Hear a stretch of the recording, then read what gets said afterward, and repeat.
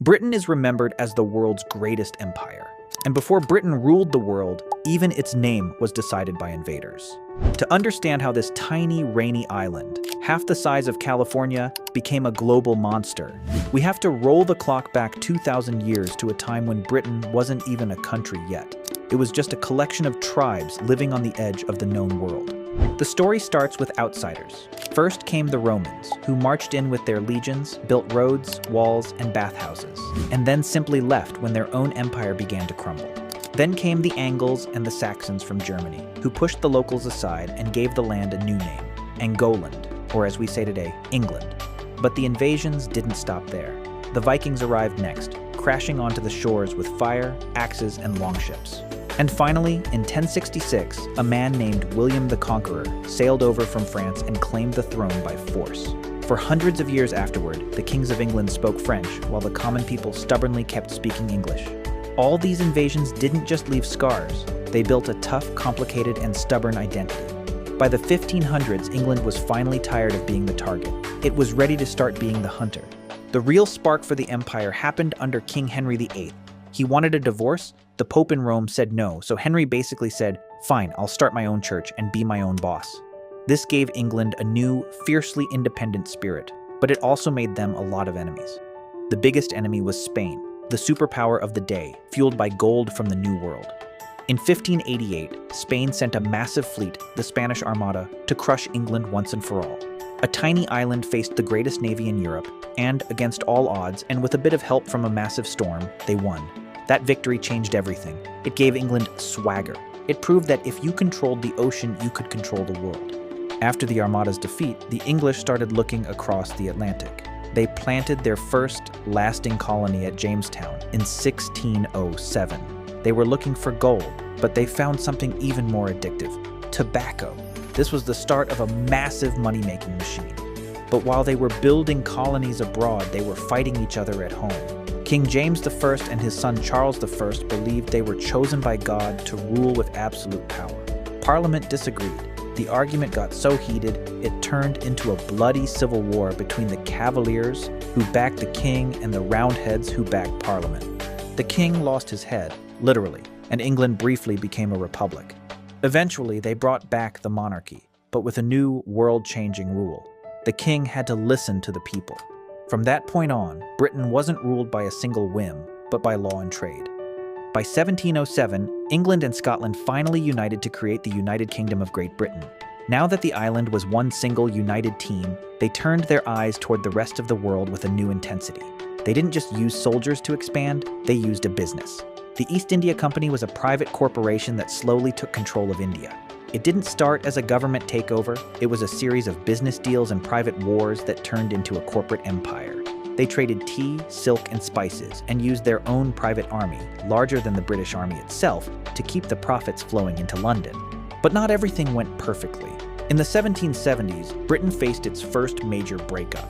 The 13 colonies in America were tired of paying taxes to a king thousands of miles away, without having a say in how things were run. They wanted no taxation without representation. With a little help from the French, the Americans broke away in a revolutionary war. Britain lost a continent, and many thought the empire was finished. But the British didn't give up. They kept their navy, their banks, and their nerve. They simply looked elsewhere, to Australia, which they turned into a giant prison colony, and to the vast markets of Asia. Then came the Industrial Revolution, Britain's secret cheat code. While the rest of the world was still using horses and hand tools, Britain was building steam engines, iron ships, and massive factories. They had the coal, the iron, and the money. They could produce cloth, tools, and weapons faster and cheaper than anyone else. This made London the banker of the world. But they had one big obstacle left in Europe: a man in France named Napoleon Bonaparte. Napoleon wanted to rule all of Europe and crush Britain's trade. The two giants clashed for years, but the turning point came in 1805. At the Battle of Trafalgar, the British Admiral Horatio Nelson smashed the combined French and Spanish fleets. Nelson died on his ship, the HMS Victory, but his success meant that no one would be able to touch Britain at sea for the next 100 years. The ocean became a British highway. This period was known as the Pax Britannica, the British peace. It wasn't always peaceful, but it was a time when Britain was the world's only true superpower. They used the navy to bring in cotton from India, wool from Australia, and tea from China, and then they shipped manufactured goods back out. It was the world's first truly global shopping network. By the late 1800s, the empire was at its absolute widest. It was said that the sun never sets on the British Empire, because somewhere on the globe, it was always daytime in a British territory. Queen Victoria was named the Empress of India. Britain controlled a huge chunk of Africa, Canada, Australia, New Zealand, and Hong Kong. They had telegraph cables under the sea and railways across the land. If you wanted to move a message, a person, or a product across the globe, you usually had to go through a British port or a British bank. But this massive power had a very dark side. In Ireland, a potato fungus destroyed the food supply in 1845.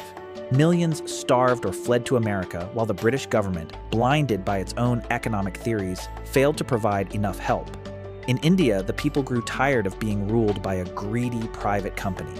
In 1857, a massive uprising, known as the Indian Mutiny, or the First War of Independence, forced the British government to step in, abolish the East India Company, and take over directly.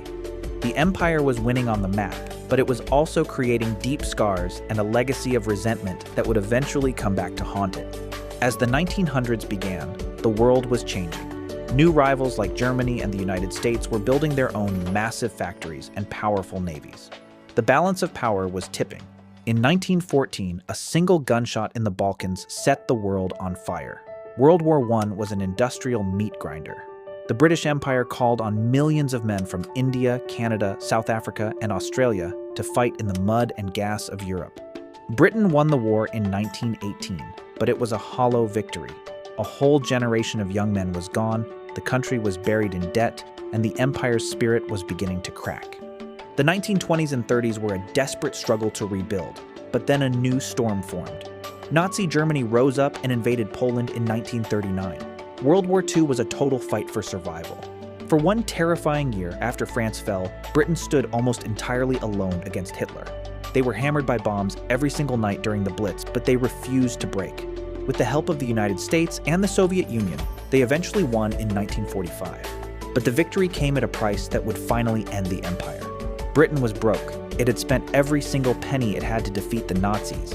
It could no longer afford to keep thousands of soldiers stationed in every corner of the world. More importantly, the people in the colonies were done waiting for their freedom. They had fought for Britain in the war, and now they wanted to fight for themselves. India moved first. After decades of protests and non-violent marches led by Mahatma Gandhi, Britain realized it could no longer hold on. In 1947, India and Pakistan became independent. The jewel in the crown was gone, and the rest of the empire knew its time had come. The dominoes started to fall rapidly. Throughout the 1950s and 60s, colonies across Africa, the Caribbean, and the Middle East claimed their independence. In most cases, Britain didn't fight to stay. They simply signed the treaties, lowered the Union Jack, and walked away. But they didn't want to lose the connection entirely. They created the Commonwealth, a group of independent nations that stayed linked by shared language, history, and trade. At home, Britain had to reinvent itself once again. They built the National Health Service to take care of their people and welcomed immigrants from the former empire, the Windrush generation, to help rebuild their broken cities. London transformed from the capital of a global empire into a multicultural crossroads of different languages, foods, and musics. The final major piece of the old empire was handed back in 1997 when Britain returned Hong Kong to China.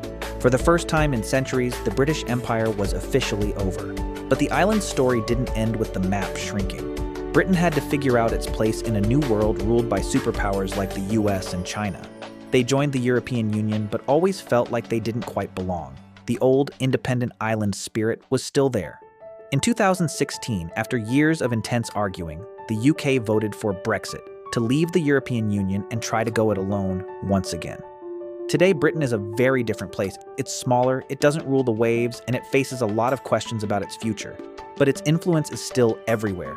Every time someone speaks English in a business meeting, watches a Premier League football game, or uses a piece of technology like the World Wide Web, the legacy of that little island lives on. Britain went from an island of the invaded to the world's greatest invader, and finally back to a modern nation trying to find its way in a world that no longer waits for its command. It is a story of swagger, industry, war, and ultimately, the ability